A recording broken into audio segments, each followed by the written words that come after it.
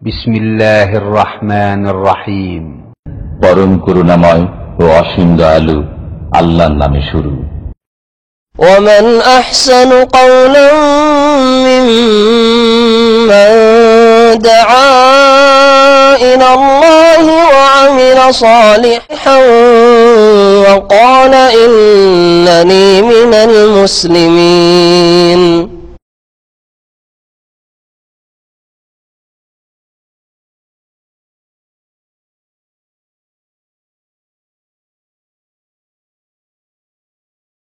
বিসমিল্লাহির রহমানির রহিম। আলহামদুলিল্লাহি রাব্বিল আলামিন ওয়াসসালাতু ওয়াসসালামু আলা রাসূলিল কারীম ওয়া আলা আলিহি ওয়া সাহবিহি আজমাইন। ক্বালা আল মুআল্লিফ রাহিমাহুল্লাহু তাআলা বাবু সালাতিল জামাআতি ওয়াল ইমামাহ। আন আব্দুল্লাহ ইবনে ওমর রাদিয়াল্লাহু আনহুমা আন্না রাসূলুল্লাহ সাল্লাল্লাহু আলাইহি ওয়াসাল্লাম ক্বালা সালাতুল জামাআতি আফযালু মিন সালাতিল ফজর বি27 দারাজা মুত্তাফাকুন আলাইহি ওয়া লাহুমা আন আবি হুরায়রা রাদিয়াল্লাহু আনহু বি25 জুজআন ওয়া কাযালিল বুখারী আন আবি সাঈদ ওয়া ক্বালা দারাজা। আল্লাহ পাকের সমস্ত প্রশংসা যে আল্লাহ পাক একক, যে আল্লাহ পাক রব্বুল আলামিন দিন নাজিল করেছেন এবং দিনের বিধিবিধান শিখিয়ে দেওয়ার জন্য রাসূলুল্লাহ সাল্লাল্লাহু আলাইহি ওয়াসাল্লামকে প্রেরণ করেছেন।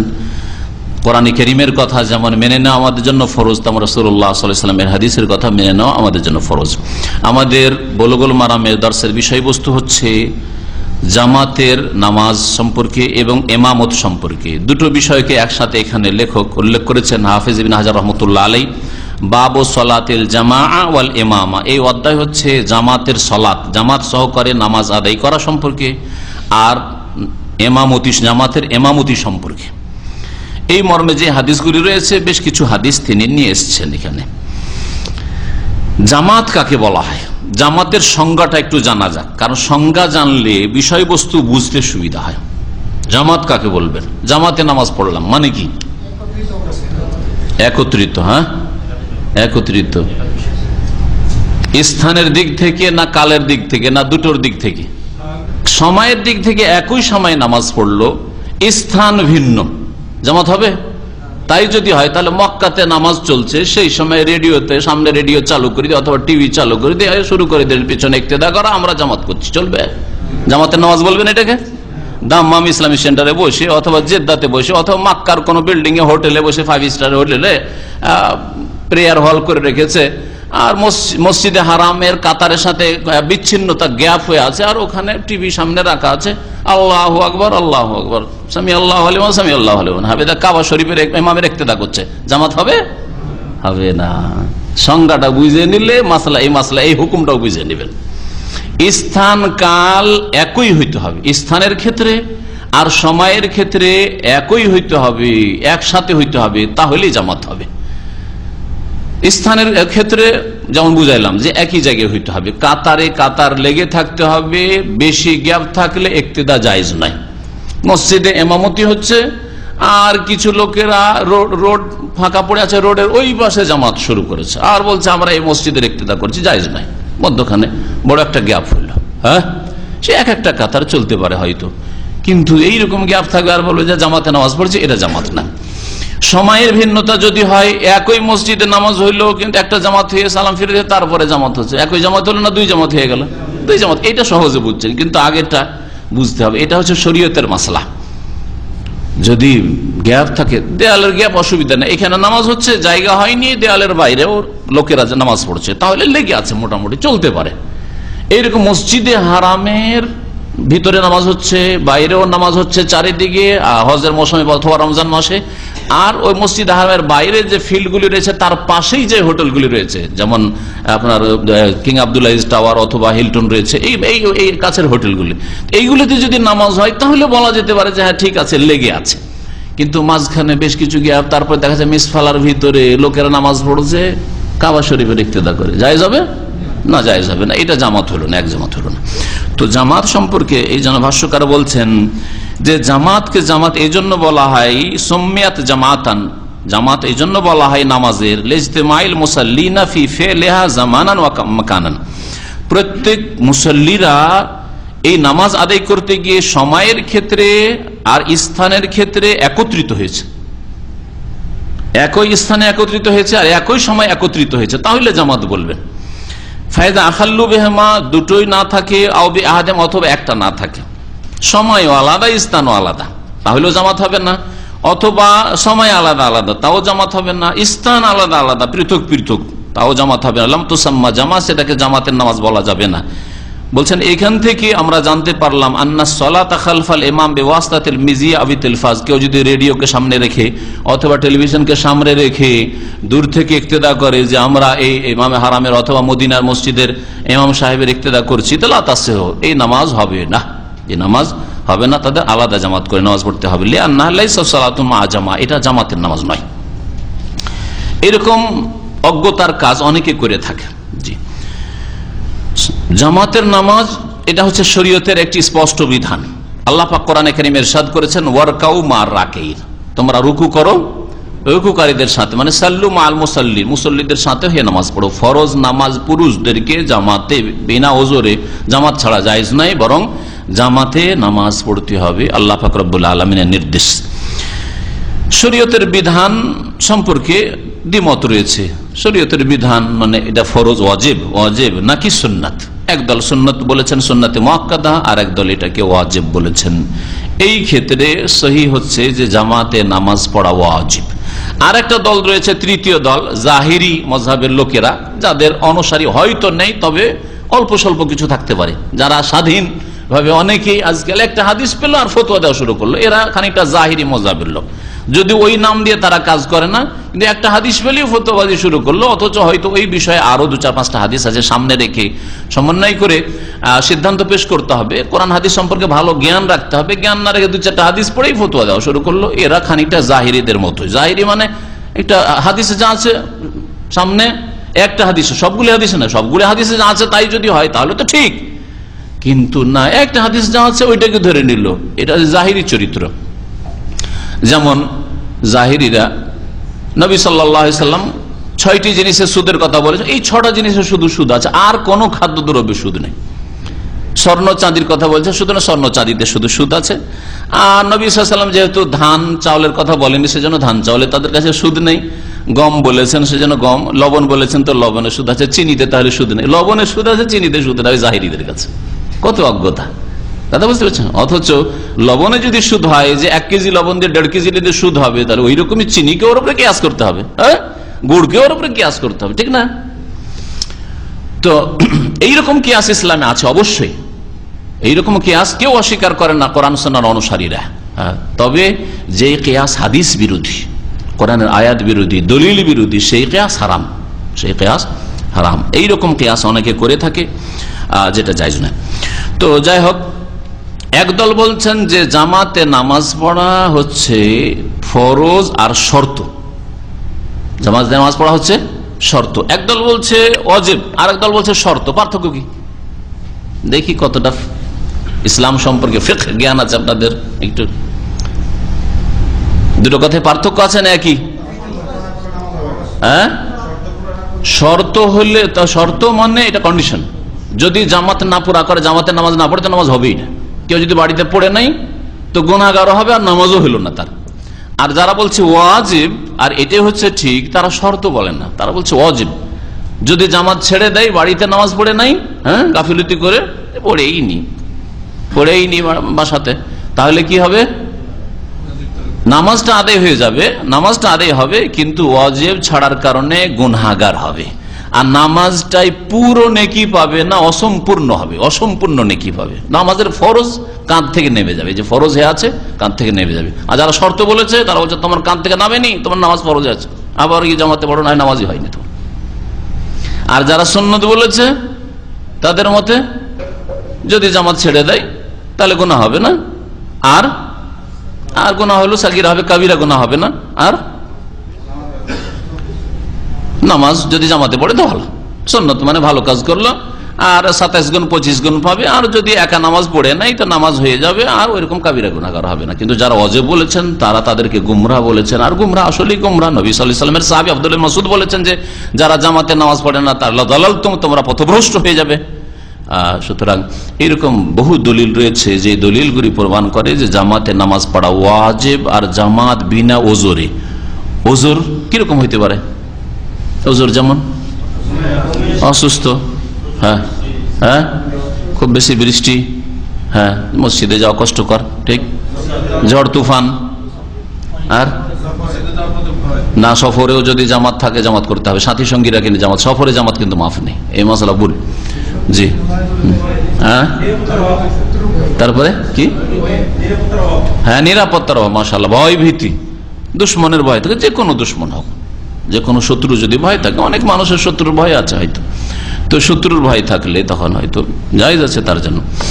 জি, যদিও ভয়ের ক্ষেত্রে নবী সাল্লাল্লাহু আলাইহি ওয়াসাল্লামের জিহাদের ময়দানে ভয় থাকতো না, এই জন্য ভয়কে নিজের বড় করবেন না, যে আমি সৌদি আরব থেকে এসেছি, সবাই মনে করে যে আমার কাছে অনেক পয়সা আছে, সুতরাং বাইরে বের হওয়া যাবে না ফজর নামাজে, অনেকে মনে করে যারা বিদেশে থাকে। না, এটা ভয় না, এটা ভয় না, আল্লাহর ভরসা করেন। হ্যাঁ, তবে যদি কেউ যদি হুমকি দিয়ে থাকে যে তোকে পেলেই মারবো, শেষ করবো, এটা হচ্ছে ভয়, এটা হচ্ছে ভয়। হ্যাঁ, অনেকটা নিশ্চিত, একবার নিশ্চিত নয়, কোনো সময় নিশ্চিত নয় যে কেউ খুন করতে চাইলে খুন করে দিতে পারবে, এটা কখনো নিশ্চিত নয়, কখনো নিশ্চিত নয়, কিন্তু অনেকটাই আশঙ্কা বেশি আছে আর কি। তো সেই ক্ষেত্রে সেটাকে ভয় বলা যেতে পারে। তারপরে যদি পাহারার ব্যবস্থা থাকে, অথবা দলবদ্ধ ভাবে, একা আপনি নামাজ পড়তে গেলেন না, ভাই বেরাদরকে, নিজের ভাইদেরকে উঠিয়ে একসাথে নামাজ পড়তে গেলেন, সাথে নিয়ে যান তাদেরকে আপনি। তিনজন ইমাম, ইমাম আবু হানিফা, মালিক, শাফেঈ, তারা বলছেন যে নামাজ হচ্ছে, জামাতের নামাজ হচ্ছে সুন্নাহ গায়রু ওয়াজিব, ওয়াজিব নয়, সুন্নাতে মুআক্কাদা। সুন্নাতে মুআক্কাদা যারা বলেছেন তারা শুধু ফজিলতের হাদিসটা নিয়ে নিয়েছেন, আর বাকি হাদিসগুলিকে তারা খেয়াল করেননি। যেমন সহিহাইন বুখারী মুসলিমে হাদিস রয়েছে, তাফজুল সালাতিল জামাতে সালাতুল ফারদ বে25 দারাজা, জামাতের নামাজ একা নামাজের তুলনায় 25 গুণ বেশি সওয়াব রাখে। তো ওরা যুক্তি পেশ করে দিল যে 25 গুণ সওয়াব জামাতে পড়লে, আর যদি একা পড়ে নাই বাড়িতে বা যে কোনো জায়গায় মাঠে ঘাটে, তাহলে কি হলো, সে 1 গুণ পেল, 25 গুণ থেকে বঞ্চিত হইলো। গুনার কথা তো হাদিসে বলা হয়নি, সুতরাং সুন্নাত এটা ওয়াজিব নয়। এটা হচ্ছে তাদের যুক্তি বা দলিল। পক্ষান্তরে ইমাম আহমদ রহমতুল্লাহ আলাইহি আর আহলে হাদিস ওলামারা তারা বলছেন যে এই জামাতে নামাজ পড়া ওয়াজিব। যাহাবাল ইমাম আহমদ ইলা ওয়ুজুবিহা লিস-সালাওয়াতিল খামসি আলা রিজালিল মুকাল্লাফিন, পুরুষ যাদের উপর নামাজ ফরজ হয়েছে, সাবালক হয়েছে, নামাজ ফরজ হয়েছে, তাদের উপর জামাতে নামাজ পড়া ওয়াজিব। আর ইমাম আহমদের নিকটে ওয়াজিব ফরজে পার্থক্য নেই। ইমাম আবু হানিফা হানাফি মাযহাবে ওয়াজিব ফরজে সামান্য পার্থক্য করা হয়েছে, কিন্তু ইমাম আহমদের কাছে, ইমাম শাফিঈর কাছে, ইমাম মালিকের কাছে, 3 ইমামের কাছে ওয়াজিব ফরজে পার্থক্য নেই। ওয়াজিব মানেই হচ্ছে ফরজ, তাই জামাতে নামাজ পড়া ওয়াজিব মানে ফরজ। জি, কার উপরে ফরজ? পুরুষ, সাবালক পুরুষদের উপর ফরজ। আর এটাই হচ্ছে সালাফে সালেহিনের এক বড় দলের মত, সাহাবায়ে কেরাম তাবেঈনদের মধ্য থেকে তাদের দলিল আসছে, যেই দলিলটিতে নবী করিম সাল্লাল্লাহু আলাইহি সাল্লাম ওই সব লোকদের বাড়ি ঘর জ্বালিয়ে দিতে চেয়েছেন যারা জামাতে হাজির হয় না, মুনাফিক। আর বলেছেন যে ওদের বাড়িতে যদি শিশুরা না থাকতো আর নারীরা না থাকতো, শিশুদের নামাজ ফরজ নেই আর মহিলাদের জামাত ফরজ নেই, এটা যদি না হইতো তাহলে আমি তাদের বাড়িগুলিকে জ্বালিয়ে দিতাম। ওই হাদিস দলিল। এছাড়া ওই অন্ধ লোকের হাদিস দলিল, আব্দুল্লাহ বিন উম্মে মাকতুম, অন্ধ মানুষ, তিনি এসে নবী করিম সাল্লাল্লাহু আলাইহি ওয়াসাল্লাম বললেন, ইয়া রাসূলুল্লাহ, আমার বাড়ি দূরে, আর কেউ আমাকে টেনে নিয়ে আসবে মসজিদে তাও নেই, সুতরাং আমাকে কি অনুমতি দেওয়া যাবে, আমার কোনো পারমিশন আছে বাড়িতে নামাজ পড়ার? নবী করিম সাল্লাল্লাহু আলাইহি ওয়াসাল্লাম প্রথম বললেন হ্যাঁ, তারপরে একটু যখন চলে গেল ডেকে বলছেন, শোনো শোনো শোনো, লা আজিদু লাকা রুখসা, তোমার কোনো ছাড় নেই, কোনো ছাড় নেই। তাহলে অন্ধ মানুষকেও ছাড় দেওয়া হয়নি, আবু দাউদের হাদিস। হ্যাঁ, এইরকমই দলিল হচ্ছে যুদ্ধের ময়দানের জামাতের নামাজ। যুদ্ধের ময়দানে একা একা নামাজ পড়ার অনুমতি দেওয়া হয়নি, বরং জামাত করে একদল নামাজ পড়ছে, আর একদল শত্রু যদি পিছন দিকে থাকে তাহলে তাদের সামনে পাহারা দিচ্ছে, আর শত্রু যদি কিবলার দিকে থাকে তাহলে 2 দলই নামাজে দাঁড়িয়েছে। ইমাম সাহেব রাসূলুল্লাহ সাল্লাল্লাহু আলাইহি ওয়াসাল্লামের পিছনে একদল রুকুর পরে সেজদায় গেল, আর একদল রুকু সেজদায় গেল না, দাঁড়িয়েই থাকলো। এক কাতার ধরেন রুকু সেজদা যাচ্ছে, আর এক কাতার দাঁড়িয়ে আছে, আবার প্রথম কাতারে যখন রুকু সেজদা হইলো তখন দ্বিতীয় কাতার লোক আবার রুকু সেজদা করলো। সালাতুল খৌফে যদি জামাত করতে হয় কাফির শত্রুদের সামনে, জিহাদের ময়দানে, যেখানে জানের ঝুঁকি রয়েছে, ধন সম্পদের ঝুঁকি রয়েছে, হেরে যাওয়ার আশঙ্কা রয়েছে, ইসলামের হেরে যাওয়ার আশঙ্কা রয়েছে, সেখানে জামাত যদি মাফ না হয় তাহলে জামাত আর কোথায় মাফ হইতে পারে?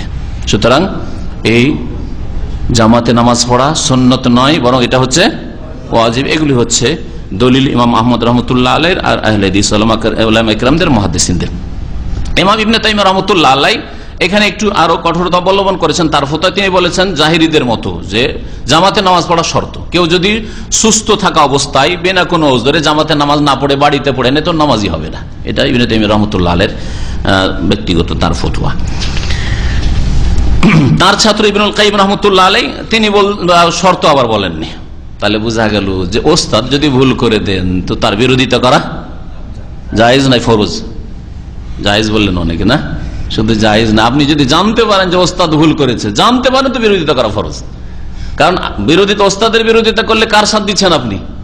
রাসূলুল্লাহ সাল্লাল্লাহু আলাইহি ওয়াসাল্লামের সাথ দিচ্ছেন। আর যদি আপনি ভুলের উপর ভুল জানার পরে ওস্তাদের সাথ দেন তাহলে রাসূলুল্লাহ সাল্লাল্লাহু আলাইহি ওয়াসাল্লাম নাফরমানি করলেন। তো আপনি জানতে পারলেন যে আমাদের মাযহাবের ফতোয়াটা ভুল, তারপরে যদি বলেন যে আমি আমার মাযহাবের সাথেই থাকবো আর মুফতি সাহেবের সাথে থাকবো, আমার ওই ওস্তাদ হুজুরের সাথেই থাকবো, তাহলে রাসূলুল্লাহ সাল্লাল্লাহু আলাইহি ওয়াসাল্লাম নাফরমানি করলেন আপনি। এটা যেমন তেমন কথা তো নয়, তাই না? এই জন্য আইম্মায়ে কেরাম প্রত্যেক ইমাম আবু হানিফা, শাফি, মালিক আমাদের সকলে বলেছেন আমাদের কথা হাদিসের কথার কাছে ছুড়ে ফেলে দিও। এই জন্যই বলেছেন তারা, যাতে করে তারা মুক্ত হয়ে যান। কাল কিয়ামতে তারা আসামির কাঠগড়ায় না দাঁড়ান।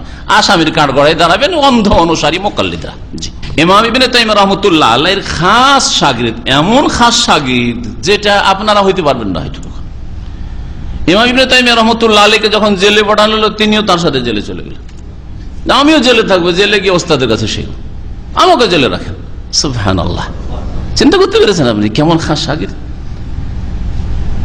তিনি এই মাসলায় বিরোধী, আমার ওস্তাদ বলেছেন শর্ত জামাতে নামাজ পড়া শর্ত, জামাতে নামাজ না পড়লে নামাজ হবে না। আর তিনি বলছেন না, জামাতে নামাজ পড়া ওয়াজিব, শর্ত না।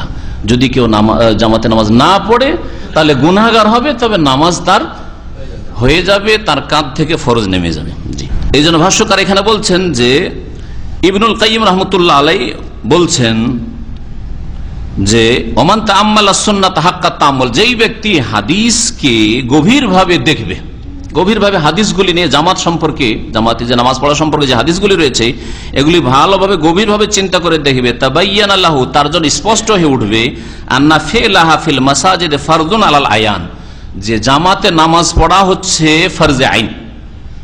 ফরজে আইন, ফরজে কিফায়া নয়। ফরজে কিফায়া মানে হচ্ছে বাড়িতে আপনার 5 ভাই আছেন, আরে 2-3 ভাই গেছে আমি গেলাম না, না হয় চলবে, জানাজার নামাজের মতো। গ্রামে 10 জন লোক গিয়ে জামাত করছে, আমরা না হয় নাই গেলাম, চলবে, তাই না? আমরা না গেলেও মসজিদে জামাত হচ্ছে, পড়ে নিলাম, একাই পড়ে নিলাম ঘরে। এটা হচ্ছে ফরজে কিফায়া নয়। তিনি কি বলছেন? ফরজে আইন। শর্ত বললেন না, তাহলে ওস্তাদের বিরুদ্ধে করলেন না। বলছেন যে হাদিসগুলি যদি গভীরভাবে গবেষণা করেন তাহলে স্পষ্ট হয়ে উঠবে যে জামাতে নামাজ পড়া ফরজে আইন, ইল্লা লিআরিজিন, তবে কোনো ওজর যদি থাকে, অসুবিধা থাকে যাতে জামাত ছাড়া জায়েজ হতে পারে। ওয়াবিহাযা তাজতামিউল আহাদিস ওয়াল আসার, এই মতটা যদি পেশ করেন তাহলে সমস্ত দলিল, হাদিস এবং আসারগুলির মাঝে সমন্বয় হয়ে যাবে। আর সুন্নত বলা হালকা ফতোয়া, আর শর্ত বলা বেশি কঠিন ফতোয়া, আর মাঝামাঝি হচ্ছে যে জামাতে নামাজ পড়া ওয়াজিব, যদি ছেড়ে দেয় তো গুনাহগার হবে, তবে নামাজ হয়ে যাবে। এই মর্মে আব্দুল্লাহ বিন মাসউদ রাদিয়াল্লাহু তাআলা আনহুর হাদিস, তার আসার তিনি বলছেন, আর তিনি নিজের পক্ষ থেকে বলতে পারেন রাসূলুল্লাহ সাল্লাল্লাহু আলাইহি ওয়াসাল্লাম থেকে অবশ্যই এই মর্মে কিছু শুনেছেন, খেয়াল খুশি কথা কখনো বলেননি। বলছেন মান সাররাহু আইয়ালকাল্লাহ গাদাম মুসলিমা, যে পছন্দ করে যে আল্লাহর সাথে আগামীকালকে, মানে আগামী দিনে সাক্ষাৎ হোক মুসলিম অবস্থায়, মানে মুসলিম হয়ে আল্লাহর সাথে সাক্ষাৎ করতে চায়, ফালিয়ুসাল্লি হাযিহিস সালাওয়াত আল খামস, সে যেন এই 5 ওয়াক্ত নামাজ পড়ে, হাইসু ইউনাদা বিহিন্না, ওইখানে গিয়ে যেখানে আজান দেওয়া হচ্ছে, অর্থাৎ মসজিদে গিয়ে জামাতের নামাজ পড়ে। ফাল্লাহু শারআ সুনানাল হুদা, কারণ আল্লাহ পাক রব্বুল আলামিন হেদায়েতের আদর্শ প্রণয়ন করেছেন, আল্লাহ পাক হেদায়েতের আদর্শ নাযিল করেছেন। ওয়া ইন্নাহুন্না মিন সুনানিল হুদা, আর জামাতে নামাজ পড়া হচ্ছে হেদায়েতের আদর্শ, হেদায়েতের সুন্নাত।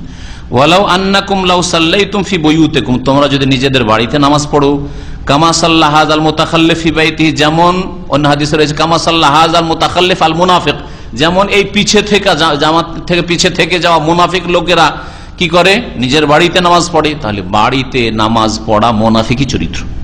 আব্দুল্লাহ বিন মাসউদ রাদিয়াল্লাহু তাআলা সাহাবী বলছেন বাড়িতে নামাজ পড়া বিনা ওজরে মুনাফিকি চরিত্র। লা তারাকতুম সুন্নাতা নবিয়িকুম, যদি তোমরা বাড়িতে নামাজ পড়ো তাহলে তোমাদের নবীর আদর্শকে ছেড়ে দেবে। হাদিসে যে সুন্নত এসছে ওটা সেটা ফিকার সুন্নত নাই, ওয়াজিবের বিপরীত, বরং সুন্নত মানে নবীর আদর্শ, সেটা ফরজও হইতে পারে আবার সুন্নত মুস্তাহাবও হইতে পারে। তো তোমরা নবীর আদর্শ ছেড়ে দেবে, আর নবীর আদর্শ যদি ছেড়ে দাও, আল্লাহ তারাকতুম সুন্নাতা নবিয়্যিকুম, তোমাদের নবীর আদর্শ যদি ছেড়ে দাও জামাতে নামাজ পড়ার ক্ষেত্রে বা অন্য কোনো ক্ষেত্রে, লা দালালতুম, তাহলে তোমরা পথভ্রষ্ট গুমরাহ হয়ে যাবে। তাহলে যারা জামাতে নামাজ পড়ে না গুমরাহ হয়ে যাবে। একবারে নয়, একবারে হয়তো গুনাহগার হইল, কিন্তু প্রতিদিন ছাড়ে, প্রতিদিন ফজর নামাজে জামাতে আসে না, হ্যাঁ, আসরটা ঘরেই পড়ে নাই, প্রতিদিন এক দু ওয়াক্ত ঘরেই পড়ে, তাহলে গুমরাহ হয়ে যাবে, তাহলে গুমরাহি অবশ্যই। কারণ গুনাহ ধীরে ধীরে যখন বাড়তে থাকে তখন গুমরাহি মানুষের উপর বিস্তার করে। ওয়ালাকাদ রাআইতুনা মা ইয়াতাখাল্লাফ আনহা ইল্লা মুনাফিক, আমরা নিজেদেরকে দেখেছি নবী করিম সাল্লাল্লাহু আলাইহি ওয়াসাল্লামের জামানায় যে এই নামাজ থেকে একমাত্র পিছনে থাকতো কে? এমন মুনাফিক, মালুমুন নিফাক, যার মুনাফিকি স্পষ্ট আমাদের সর্বজন বিদিত ছিল, সবাই জানতো যে এরা মুনাফিক। মুনাফিকরা শুধু জামাতে আসতো না, না হলে কোন সাহাবী এমন কাজ করতো না যে বাড়িতে নামাজ পড়বে। ওয়ালাকাদ কানা রাজুলু ইউতা বিহি ইউহাদা বাইনা রাজুলাইন, আর এমনও সাহাবী ছিল যাদেরকে নিয়ে আসা হইতো মসজিদে, চলতে পারে না, হাঁটতে পারে না, দুই মানুষের কাঁধে ভর দিয়ে তাদেরকে নিয়ে আসা হইতো, দুজন কোন আপনজন তাদেরকে ভর দিয়ে নিয়ে এসে হাজির, হাত্তা ইউকামা ফিস সাফ, এমনকি তাদেরকে কাতারে দাঁড় করা হইতো। এখন সৌদি আরবে এই আদর্শটা খানিকটা আছে। অনেক বুড়োদের দেখবেন চলতে পারে না, চলতে পারে না, হাঁটতে পারে না, দাঁড়িয়ে নামাজ পড়তে পারে না, স্পেশাল একজন খাদেম রেখে দিয়েছে, আমেল মনজিলি, বুঝছেন না, হ্যাঁ, বাড়ির খাদেম রেখে দিয়েছে অথবা হাউস ড্রাইভার রেখে দিয়েছে, ওর ডিউটি ওকে বেতন দিয়ে রেখেছে। আমি বিভিন্ন মসজিদে বক্তব্য করতে গেলে এরকম বিভিন্ন মহল্লায় দেখি ঠেলা গাড়িতে করে নিয়ে দাঁড় করে দিচ্ছে, আবার নামাজ পড়ে উঠিয়ে নিয়ে যাচ্ছে প্রত্যেক ওয়াক্তে, এমনকি ফজরের নামাজে পর্যন্ত নিয়ে আসতে হবে। একদিন না নিয়ে আসলে অসন্তুষ্ট, আমাকে নিয়ে আসতে হবে জরুরি, কাঁধে করে নিয়ে আসুক। আর ঠেলা গাড়িতে আজকাল দুনিয়া উন্নতি করেছে, ঠেলা গাড়িতে আসে, একই কথা। সেই জামানে ঠেলা গাড়ির ব্যবস্থা ছিল না, কাঁধে ভর দিয়ে আসতো। তাহলে জামাতে নামাজ পড়া অত্যন্ত গুরুত্বপূর্ণ বিষয়।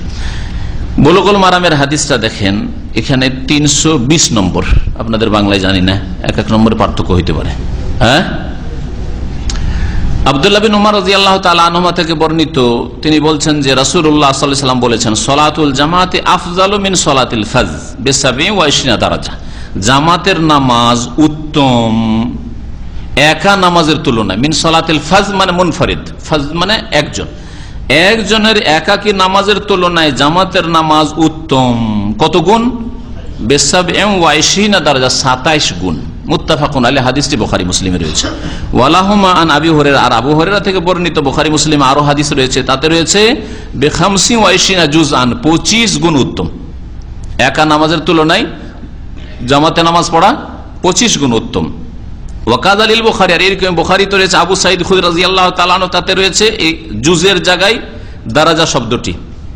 সলাতুল জামাতে আফজালু মিন সলাতিল ফজর বি25 দারাজা, 25 দারাজা মানে 25 গুণ বেশি ফজিলত রাখে, উত্তম। তো 25 আর 27 সমন্বয় কি হবে? বিভিন্ন মত ওলামারা পোষণ করেছেন।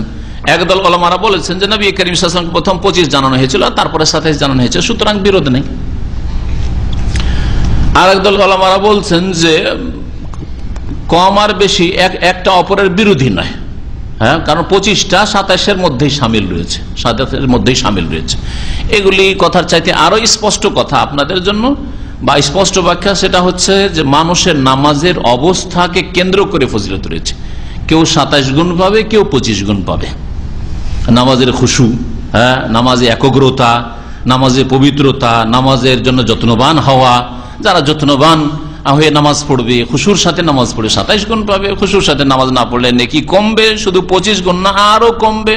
নবী করিম সাল্লাল্লাহু আলাইহি ওয়াসাল্লাম একটা হাদিস রয়েছে যে অনেকে নামাজ পড়ে নামাজের, হ্যাঁ, কেউ 3 ভাগের 1 ভাগ, কেউ 2 ভাগের 1 ভাগ, কেউ 4 ভাগের 1 ভাগ, কেউ 10 ভাগের 1 ভাগ, এইভাবে নবী সাল্লাল্লাহু আলাইহি ওয়াসাল্লাম বলেছেন পাবে। অসর 10 ভাগের 1 ভাগ এইরকম হবে। নামাজ পড়েছে কিন্তু নামাজের কোনো খোঁজ খবর রাখে না, শুধু তার বডিটাই নামাজ পড়েছে, তার অন্তর নামাজ পড়ে না। তো এইরকম নামাজে ওই রকমই ভাবে কোন রকম ফরজটা আদায় হবে তার। কেউ কেউ বলেছেন যে অনেকের বাড়ি থেকে মসজিদ দূরে, আর অনেকের কাছে। যারা কাছে থেকে আসছে তারা 25 পাবে, যারা দূরে থেকে আসছে তারা 27 পাবে। আবার কেউ কেউ বলেছেন, যেমন হাফিজ বিন হাজার রহমতুল্লাহ আলাইহি এই ব্যাখ্যাটি করেছেন, তিনি বলছেন যে রাতের নামাজ যেগুলিতে উচ্চ স্বরে তেলাওয়াত হয় সেগুলিতে 27 গুণের ফজিলত রয়েছে, কারণ বিভিন্ন দিক রয়েছে ফজিলতে, তার মধ্যে কোরআন তেলাওয়াত শুনছে মুক্তাদিরা, সেই জন্য 27 গুণ তাতে রয়েছে। আর দিনের নামাজে 25 গুণ রয়েছে। তো এইরকম বিভিন্ন মত পোষণ করা হয়েছে। এক কথায় জামাতে নামাজ পড়লে 27 পাবে অথবা 25 পাবে, এটা সহি হাদিস দ্বারা প্রমাণিত। চিন্তা করুন, দুনিয়ার সাথে তুলনা করে যে কারো যদি 1000 রিয়াল বেতন হয়, 1000 রিয়াল, আর অন্য জায়গায় যদি বেটার চান্স পাই কত হাজারের, 25,000-এর, 27,000-এর, তো ওর খুশিতে প্রাণী উড়ে যাবে, হার্ট অ্যাটাক করে দিতে পারে খুশিতে, তাই না? ও কি করবে দিশে পাবে না। আরে বাবরে, আমি কোথায় ক্লিনার, 1000-এর ক্লিনার পৌঁছে গেছি 25,000-এ মদির হয়ে গেছি, তাই না? সুবহানাল্লাহ, কি করবে দিশেই পাবে না। চিন্তা করেন আপনি দুনিয়ার ক্ষেত্রে, সুবহানাল্লাহ। আচ্ছা, তারপরে যদি কফিল থেকে ছুটতে পারে, ছেড়ে দেবে? কফিলকে 20,000 রিয়ালও দিয়ে দিতে হয়, তাও দিয়ে ছুটবে। আরে 1 মাসেরও তো লাগে না, 20,000 নেবে, অসুবিধা নেই, 1 মাসের স্যালারি লাগলো, তাই না?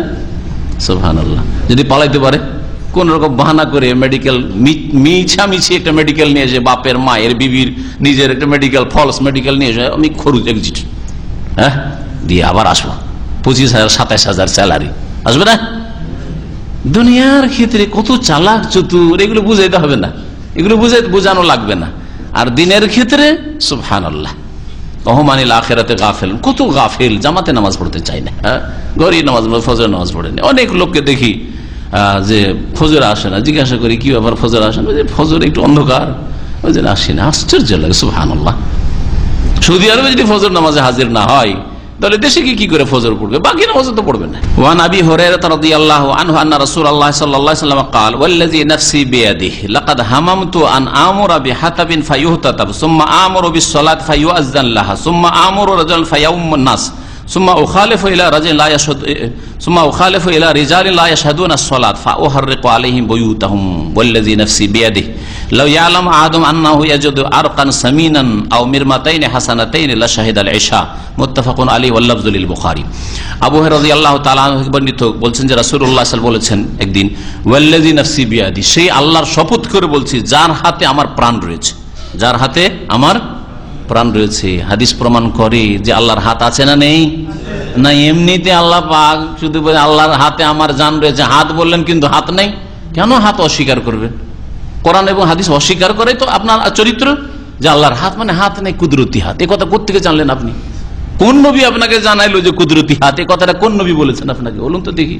আল্লাহ হিদায়াত করে। আকীদাই শুদ্ধ হয়নি, আকীদাই শুদ্ধ হয়নি আল্লাহ সম্পর্কে, তাহলে আর নামাজ কি করে শুদ্ধ হবে, আর আখলাক চরিত্র কি করে ঠিক হবে? সেই আল্লাহর শপথ করে বলছে যার হাতে আমার প্রাণ রয়েছে। আল্লাহর হাত আছে আল্লাহর মতো, কারো সাথে কোনো সাদৃশ্য নেই, তুলনা নেই। লাকাদ হামামতু, আমি ইচ্ছা করেছি, আন আমরা বিহাতাবিন ফায়ুহতাতাব, যে আমি লোকড়ি সম্পর্কে নির্দেশ দেব সাহাবাই কেরামদেরকে যে লোকড়ি একত্রিত করা হোক, জমা করা হোক। ইহতাতাব লোকড়ি কুড়ানো। সুম্মা আমর বিসসালাতে, তারপরে নামাজের নির্দেশ দেব, ফায়ুআযান লাহা, আর নামাজের আজান দেওয়া হোক। সুম্মা আমর রাজুলান, তারপরে একজন লোককে আমি নির্দেশ দেব, ফায়াউমুন নাস, যে লোকের ইমামতি করো, তুমি ইমামতি করো, আজকে আমি ইমামতি করব না। সুম্মা উখালিফু ইলা রিজাল, তারপরে আমি যাব ওই সব লোকদের কাছে, জামাত ছেড়ে দিই। রাসূলুল্লাহ সাল্লাল্লাহু আলাইহি ওয়াসাল্লাম ইমামতি ছাড়তে চাইছেন, জামাত ছাড়তে চাইছেন, ওই লোকদের কাছে আমি যাওয়ার ইচ্ছা করেছি। লা ইয়াশহাদুনা সালাতা, যারা নামাজে হাজির হয় না, উপস্থিত হয় না, তাদের বাড়িতে বাড়িতে যাব আমি। ফা উহাররিকু আলাইহিম বুয়ুতাহুম, আর তাদের বাড়ি ঘর সহ তাদেরকে জ্বালিয়ে দেব, তাদেরকে জ্বালিয়ে দেবো, তাদের বাড়ি ঘর সহ। উহাররিকু আলাইহিম মানে তারা তাদের বাড়িতেই রয়েছে, আর তাদের বাড়ি সহ তাদেরকে জ্বালিয়ে দেবো। এই নয় যে তাদেরকে বাড়িগুলো জ্বালিয়ে দেবো আর তাদেরকে বাড়ি থেকে বের করে দেবো, তাই নয়। তাদের বাড়িও জ্বালিয়ে দেবো, ধন সম্পদ নষ্ট করা জায়েজ? এ কি সাধারণ কথা? নবী করিম সাল্লাল্লাহু আলাইহি ওয়াসাল্লাম যেখানে নিজের ধন নিজে নষ্ট করা নিষেধ করেছেন, হারাম, সেখানে অন্যের বাড়ি জ্বালিয়ে দেওয়ার কথা বলছেন রাসূলুল্লাহ সাল্লাল্লাহু আলাইহি ওয়াসাল্লাম। ওইসব বেনামাজি যা জামাত ছাড়া লোক, যারা জামাতে নামাজ পড়তে আসে না, তাদেরকে জ্বালিয়ে দিতে চাইছেন কি? যেমন তেমন কথা, সুন্নত কাজে বলবেন এই কথা? নবী করিম সাল্লাল্লাহু আলাইহি ওয়াসাল্লাম কখন না, তাহলে সুন্নত নয়, অবশ্যই জামাতে নামাজ পড়া ওয়াজিব বা ফরজ। তারপরে বলছেন রাসূলুল্লাহ সাল্লাল্লাহু আলাইহি ওয়াসাল্লাম, নাফসি বিয়াদি, সে আল্লাহর কসম করে বলছি যার হাতে আমার প্রাণ রয়েছে, লাউ ইয়ালামু আহাদুহুম, এই সব যেই লোকেরা যারা নামাজে জামাতে আসে না, মুনাফিকরা জামাতে আসে না, তারা যদি জানতে পারতো আন্নাহু ইয়াজিদু আরকান সামিনান, যে জামাতে মসজিদে নামাজ পড়তে আসলে একটি মোটা সামান্য গোশত লেগে থাকা হাড় পাবে। আর্ক বলা হয় যেই হাড় থেকে গোশত ছড়িয়ে নেওয়া হয়েছে তারপরে সামান্য সামান্য গোশত লেগে আছে, একেবারে ঠিক এই আমাদের দাম্মামে টয়টাতে দুই রকম গোশত বিক্রি হচ্ছে, একটা শুধু গোশত আর একটা হাড্ডিওয়ালা গোশতের নামে বিক্রি হচ্ছে। হাড্ডিওয়ালা গোশত বিক্রি হচ্ছে সামান্য সামান্য একটু করে গোশত লাগানো আছে, এদিক ওদিক একটু করে গোশত লাগানো আছে, চলো 12 টাকা। আর খুশিতে আমরা নিচ্ছি, অনেকে হয়তো অভাবের কারণে অথবা প্রয়োজনে, যে কোনো কারণে হোক।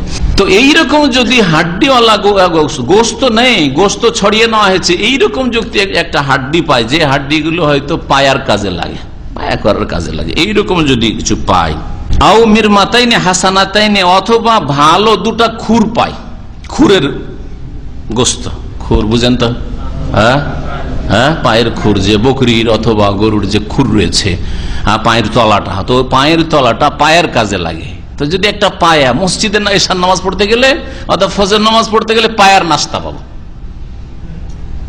তাহলে মসজিদে জায়গা দেওয়া যাবে না, আমাদের মতো লোক জায়গা পাবে না, তাই না? এখান থেকে নামতে নামতে মসজিদ ভর্তি হয়ে গেছে, ঠিক না?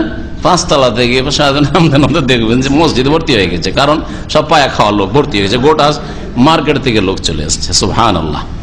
নবী করিম সাল্লাল্লাহু আলাইহি ওয়াসাল্লাম কোনো বাড়াবাড়ি কথা বলেননি, কথা সত্যি। পায়াও লাগবে না, পায়া রান্না করা কষ্ট, খরচ আছে। যদি বলা হয় শুধু 8 আনা করে দেওয়া হয়, 1 রিয়াল না 8 আনা করে 50 পয়সা করে দেওয়া হবে, ভিড় থামতে পারবেন না আপনি। সুবহানাল্লাহ। 50 পয়সা করে পেলে 2.5 রিয়াল হয়ে যায় দিনে, হিসাব করুন, 2.5 রিয়াল এমনি পাচ্ছি ফ্রিতে। এই হচ্ছে মুনাফিকদের চরিত্র। নবী করিম সাল্লাল্লাহু আলাইহি ওয়াসাল্লাম এরকম মুনাফিক চরিত্রদের সম্পর্কে বলছেন, তারা যদি জানতে পারতো যে একটা এমন হাড্ডি খেতে পাবো যে হাড্ডির উপর গোশত নেই, অথবা দুটো খুর পাবো খুব সুন্দর, লা শাহেদ আল ইশা, অবশ্যই তারা ইশার নামাজে আসতো। মুত্তাফাকুন আলাইহি, হাদিসটি বুখারীতে রয়েছে, মুসলিমে রয়েছে। ওয়াল লাফযু লিল বুখারী, শব্দগুলি বুখারীর।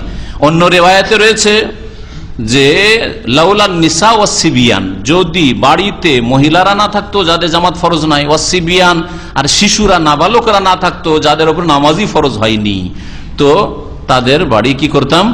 জ্বালিয়ে দিতাম। তাহলে যারা বেনামাজি কত বড় অপরাধী চিন্তা করেন। জামাতে যারা হাজিরা নামাজি কিন্তু বাড়িতে নামাজ পড়ে, তাদের বাড়ি যদি জ্বালিয়ে দিতে চান, শুধু বাধা কোথায়? যে বাড়িতে মহিলারাও আছে আর শিশুরা আছে, সেই জন্য জ্বালাইলাম না।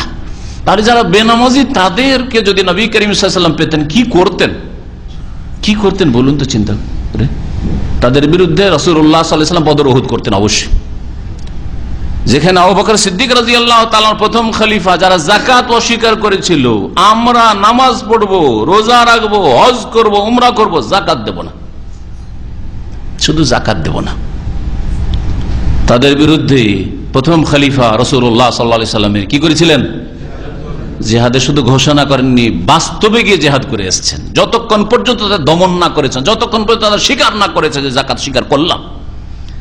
তাহলে আজ বেনামাজিদেরকে রাসূলুল্লাহ সাল্লাল্লাহু আলাইহি ওয়াসাল্লাম যদি পেতেন, খলিফা আবু বকর পেতেন, খলিফা আমিরুল মুমিনিন পেতেন, উসমান পেতেন, আলী পেতেন, কি করতেন তাহলে এদেরকে চিন্তা করেন দেখি। এদের বিরুদ্ধে বদর উহুদের ঘোষণা হয়তো রাসূলুল্লাহ সাল্লাল্লাহু আলাইহি ওয়াসাল্লামের পক্ষ থেকে আর সাহাবায়ে কেরামদের পক্ষ থেকে, চিন্তা করুন। সুতরাং এটা ছোটখাটো ব্যাপার নয়।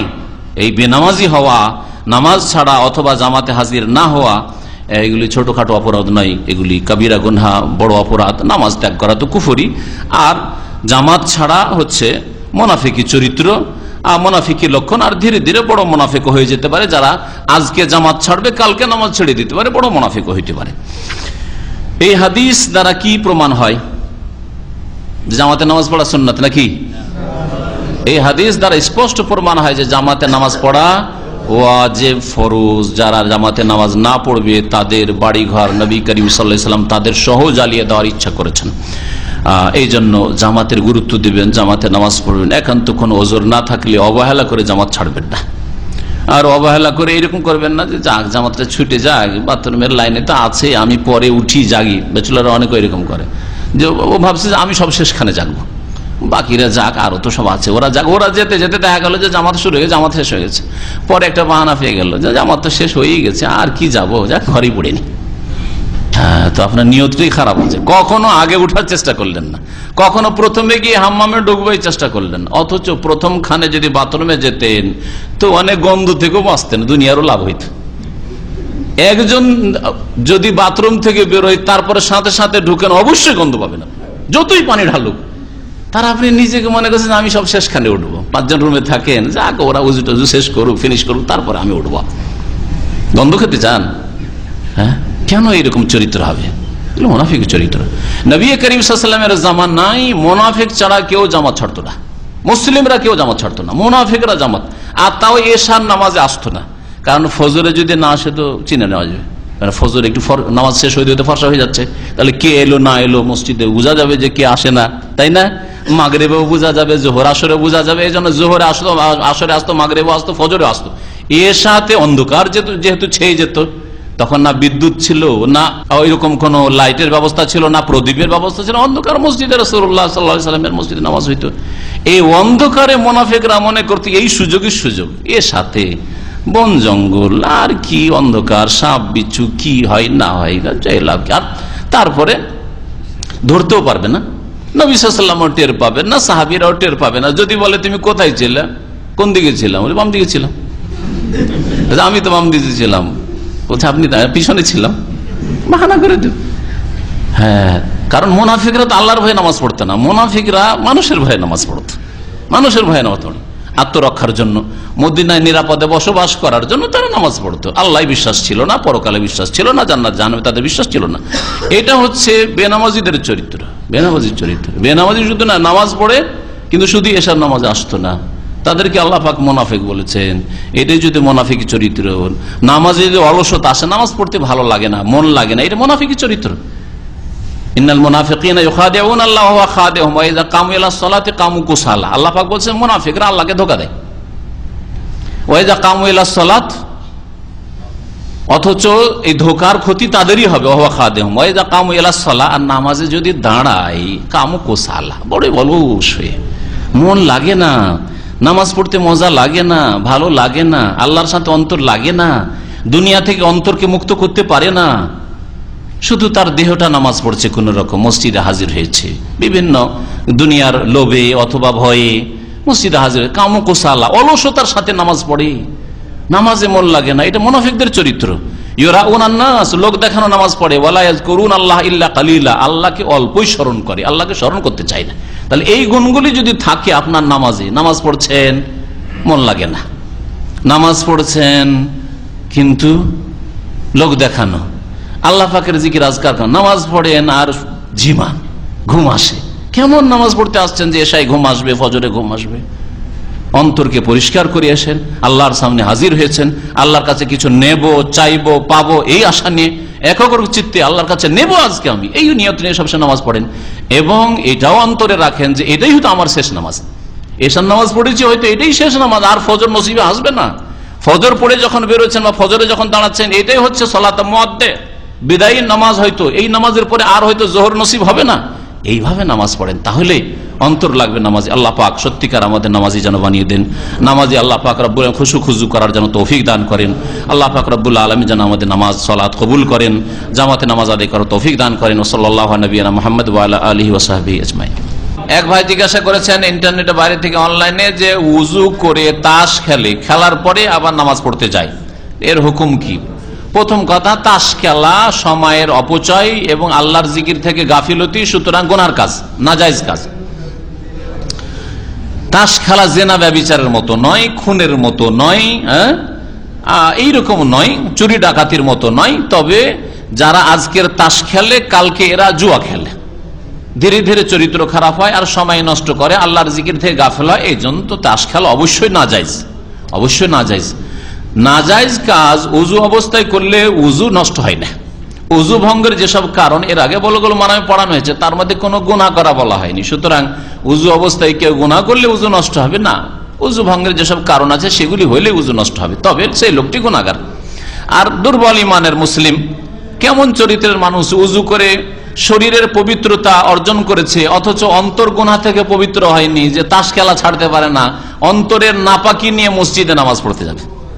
উজু করে শরীরটা পাক করলো কিন্তু অন্তরকে গুনাহে ডুবিয়ে রাখলো, আর ওই গুনার অন্তর নিয়ে, নাপাক অন্তর নিয়ে মসজিদে গিয়ে নামাজ পড়তে হাজির হচ্ছে, যার ফলে তো খুশু হয় না, যার ফলে এরা নামাজ দ্বারা সংশোধন হয় না। নামাজ মানুষকে অন্যায় কাজ থেকে বিরত রাখে, এরা অন্যায় কাজ করছে আর নামাজও পড়ছে, এই জন্য এদের নামাজের রেজাল্ট দেয় না। ফজর নামাজ হানাফি ভাইরা যেটা পড়ে সেটা তারা ইসফার মানে ফর্সা করে পড়ে তাদের মযহাবে, কিন্তু নবী সাল্লাল্লাহু আলাইহি ওয়াসাল্লামের বুখারীর হাদিস, মুসলিমের হাদিস রয়েছে যে সাহাবীরা অন্ধকারে গালাসে পড়তেন, ভোরের অন্ধকারে পূর্ব আকাশ সাদা হলেই পড়তেন। এটাই হচ্ছে উত্তম, এটাই হচ্ছে উত্তম। কেউ যদি জাগতে না পারে তাহলে সেটা হচ্ছে তাদের জন্য টাইম ফর্সা হওয়ার পরে, কিন্তু ফর্সা হওয়ার পরে শখ করে ইচ্ছা করে নামাজ পড়া এটা অবশ্যই ঠিক নয়, সুন্নতের খেলাফ, সুন্নতের খেলাফ, এবং তাতে নেকি কম হবে। আউয়াল ওয়াক্তে নামাজ পড়লো না অবশ্যই, জি আপনি আউয়াল ওয়াক্তে প্রথম বাড়িতে নামাজ পড়ে নেন আর তারপরে দ্বিতীয় ওয়াক্তে যা ফরসা হয়ে পড়েছে তাদের জামাতে শরীক হয়ে যান, যাতে আপনাকে বেনামাজি না বলে, অথবা ফজরের আসে না এইরকম তোহমত আপনার উপর না আসে, মিথ্যা অপবাদ না আসে। জি ফরজ নামাজের নিয়তে দুবার পড়া যাবে না, কিন্তু প্রথমটি ফরজ যেটা বাড়িতে পড়েছেন আউয়াল ওয়াক্তে, আর সেকেন্ডটি নফল হবে। আর লোকজনের সাথে জামাতে শামিল হলেন, জামাতের নেকিও পেলেন, আর আপনি মিথ্যা অপবাদ থেকে বাঁচলেন, লোকেরা যাতে আপনাকে বেনামাজি না বলে, হ্যাঁ ইসলামের কথা বলছে আর ফজরে দেখি না, এই কথা যেন না বলে, বুঝছেন না? এই জন্য এটাই তরিকে। সামনে আগামী সপ্তাহে ওই হাদিস আসবে যে একটা লোক একবার নামাজ পড়েছে, সে যেন মসজিদে নববীর এক সাইডে বসে আছে, নামাজ পড়ে না, বলে নামাজ পড়ো, কেন নামাজ পড়লে না তুমি?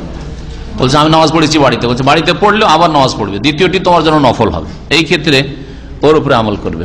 অফিসে জামাত করা যাবে যদি অফিস থেকে বের হওয়া নিষিদ্ধ থাকে মসজিদের জন্য, মসজিদ কাছে আছে আর অফিস থেকে বের হওয়ার অনুমতি আছে, তাহলে অফিসে এইভাবে দু চারটা লোক নিয়ে নামাজ পড়া ঠিক নয়, তাহলে মুসলমানদের জামাতে মসজিদে যেতে হবে।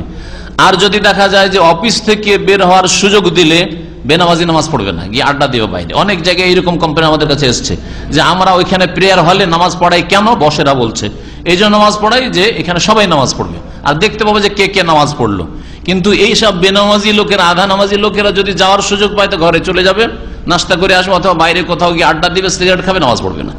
তো এই জন্য সতর্কতামূলক এই উদ্দেশ্য নিয়ে যদি ওখানে জামাত করায় প্রেয়ার হলে তাহলে ঠিক আছে। অথবা কাজের পরিস্থিতি বাধ্য করেছে যে এইখান থেকে যাওয়া যাবে না, মসজিদ দূরে আছে, অথবা কাজ হচ্ছে ঝুঁকিপূর্ণ কাজ, রিস্কি কাজ, এখান থেকে গেলে অসুবিধা হইতে পারে, তাহলে ওখানে নামাজ পড়বে। দু ওয়াক্ত নামাজ একসাথে পড়তে পারবে বিভিন্ন ক্ষেত্রে, সফরে করতে পারবে, বৃষ্টি হলে করতে পারবে, ঝড় হলে করতে পারবে, ভয় থাকলে করতে পারবে। জোহর আসর দুই ওয়াক্ত আর মাগরিব এশা। নামাজের ওয়াক্ত না হলে আলাদা আলাদা নামাজ হবে না, জমা করার ডিসকাউন্ট রয়েছে। আপনি সফরে থাকলে জোহর আসর একসাথে করতে পারেন, কিন্তু জোহর আসর জমা না করে যদি জোহরটা ধরেন পড়লেন আপনি 12টার সময় আর 1টার সময় 1:30টার সময় আপনি আসর শুরু করে দেন, এটা জমা হইল না, এটা জায়েজ নয়। জমার সুযোগ আছে, কিন্তু আপনি 1 ঘন্টা পরে ভাববেন যে আরে আসরটা তো পড়িনি, আর আসর 4টার সময় পড়তে পারবো কি পারবো না, 3:30 পড়তে পারবো না, এখন 1:30টার সময় পড়িনি, তাহলে জায়েজ নয়, তাহলে ওয়াক্তের আগেই পড়লেন আপনি। এইরকমই জোহরের নামাজ যদি সকাল 10টায় পড়েন তো জায়েজ নয়, মাগরিবের নামাজ সূর্য ডোবার আগে পড়েন তো জায়েজ নয়। জোহর আসর জমা করা জায়েজ রয়েছে, আগেও শেষেও, মানে জোহরের টাইমেও, আসরের টাইমেও, মাঝখানেও, 3 রকমই জায়েজ রয়েছে। এইরকম মাগরিব এশা জমা করা যেতে পারে, ফজরকে জমা করা যাবে না। এটা হচ্ছে ওয়াক্তে নামাজ পড়া ফরজ।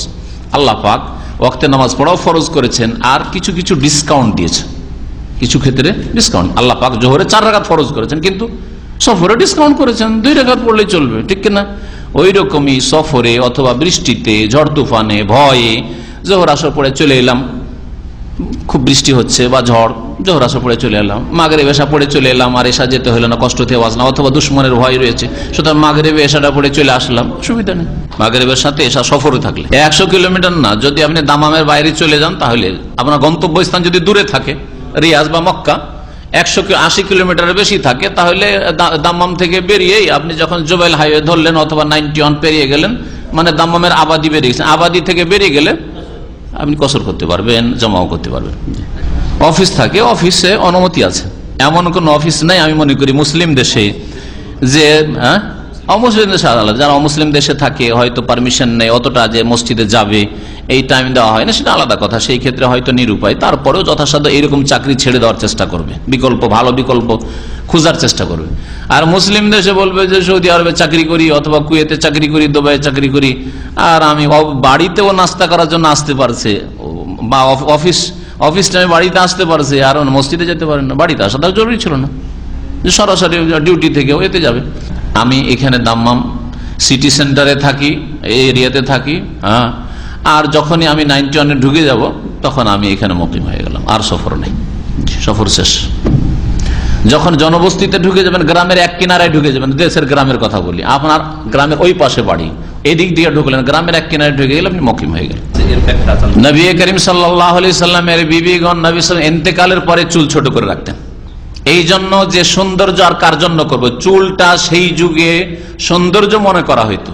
নবী সাল্লাল্লাহু ইন্তেকাল করেছেন, আর আমাদের বিয়ে কিয়ামত পর্যন্ত জায়েজ নাই, কোন স্বামী গ্রহণ করা জায়েজ নাই, সেই জন্য সৌন্দর্য কমানোর জন্য তারা চুল কেটে রেখেছে। আর আজকাল ইহুদি নাসারাদের অনুসারী মুসলিম মহিলারা আর সৌন্দর্য বাড়ানোর জন্য চুলের রং চেঞ্জ করে, চুল কেটে রাখে।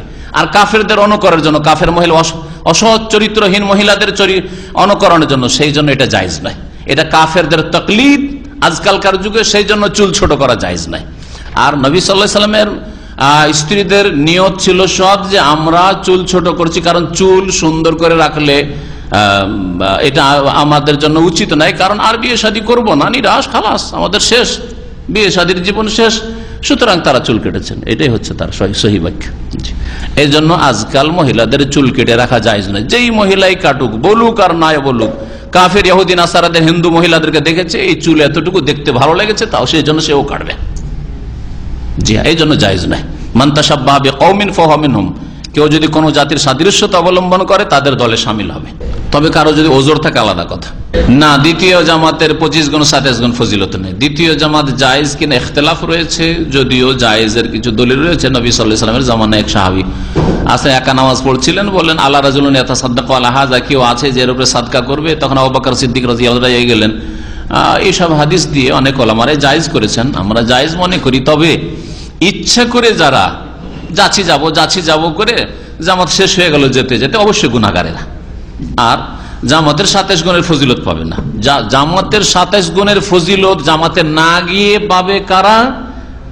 যারা সফরের কারণে জামাত ধরতে পারলো না, যে সফরে কত জামাত পায়নি, একাই সফর করেছে, কোনো জামাত পায়নি, অথবা অসুস্থতার কারণে নিয়মিত জামাতে যায় 5 ওয়াক্ত নামাজে, কিন্তু অসুস্থ অবস্থায় মসজিদে যেতে পারে না, জামাতে হাজির হতে পারে না, তারা বাড়িতে নামাজ পড়েও 27 গুণ নাকি পাবে। আর দ্বিতীয় তৃতীয় জামাতে এসে 25-27 পাবে না।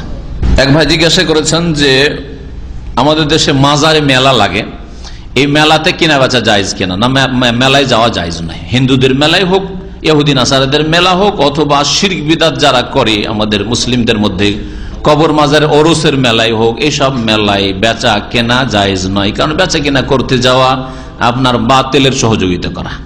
অধিকাংশ লোক সব বাতিলপন্থী শিরকি আকীদা নিয়ে আসছে, তাদের দল ভারী করলেন, তাদের কাছে আপনি বিক্রি করলেন, তাদের মার্কেট জমালেন, আপনি সংখ্যা বাড়ালেন ইত্যাদি, সেই জন্য জায়েজ নয়। হ্যাঁ, দাওয়াতের উদ্দেশ্য নেই, যে কোনো জায়গায় যেতে পারেন, বেশ্যাখানাতেও যেতে পারেন।